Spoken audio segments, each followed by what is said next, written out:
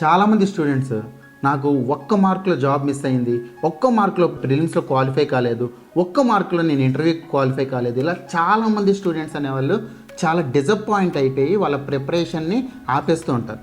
ఇక్కడ మెయిన్లీ మనకి విరాట్ కోహ్లీ నుంచి ఇది నేర్చుకోవాలి. ఏంటిది అంటే రీసెంట్ వన్డేలో కూడా చూడండి, థర్డ్ వన్డేలో న్యూజిలాండ్తో జరిగిన థర్డ్ వన్డేలో 108 బాల్స్ 124 కొట్టాడు.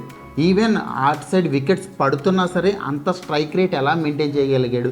ఫస్ట్ బాలే 4 కొట్టాడు. ఇదివరకు విరాట్ కోహ్లీ ఎప్పుడో చాలా ఉండేది కాదు. Virat Kohli is a legend. Virat Kohli ప్రతి గేమ్ మనకి గెలిపించేవాడు సెంచరీస్ చేసి. కానీ తన మీద ఉన్న మేజర్ క్రిటిసిజం ఏంటిది, తన స్ట్రైక్ రేట్ అనేది చాలా తక్కువ ఉంటుంది, 100 బాల్స్ 100 కొడతాడు, స్ట్రైక్ రేట్ అనేది ఇంక్రీజ్ చేయట్లేదని కంప్లైంట్ ఉండేది విరాట్ కోహ్లీ మీద.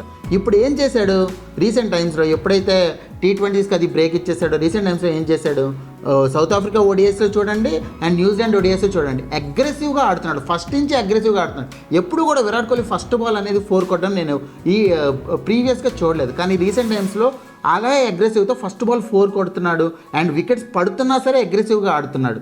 ఎందుకు ఇది అంటే తను అడాప్ట్ అయ్యాడు, తన మీద ఉన్న క్రిటిసిజంకి అడాప్ట్ అయ్యి.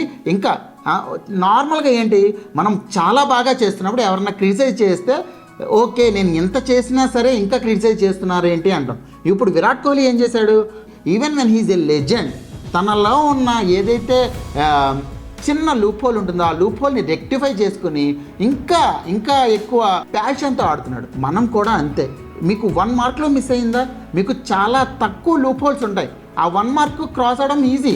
అంటే నార్మల్లీ ఒక 15-20 మార్క్స్తో మిస్ అయ్యారనుకో, వాళ్ళలో చాలా లూప్ హోల్స్ ఉంటాయి, వాళ్ళు చాలా వర్క్ చేయాలి.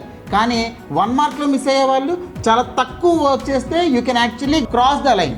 సో మీరేంటి, ఏదైతే క్రిటిసిజం అంటే ఏదైతే ఈ ఫెయిల్యూర్ ఉందో ఆ ఫెయిల్యూర్ని ఒక క్రిటిసిజంలో తీసుకుని ఎక్కడ ఇంప్రూవ్ చేసుకోవాలి అనేది చూసి మీరు కానీ వర్క్ చేస్తే, ప్లాన్ చేసుకుని ప్రిపేర్ అయ్యి వర్క్ చేస్తే you can perform and achieve the result. Job ఖచ్చితంగా కొడతారు, అది గుర్తుపెట్టుకోండి.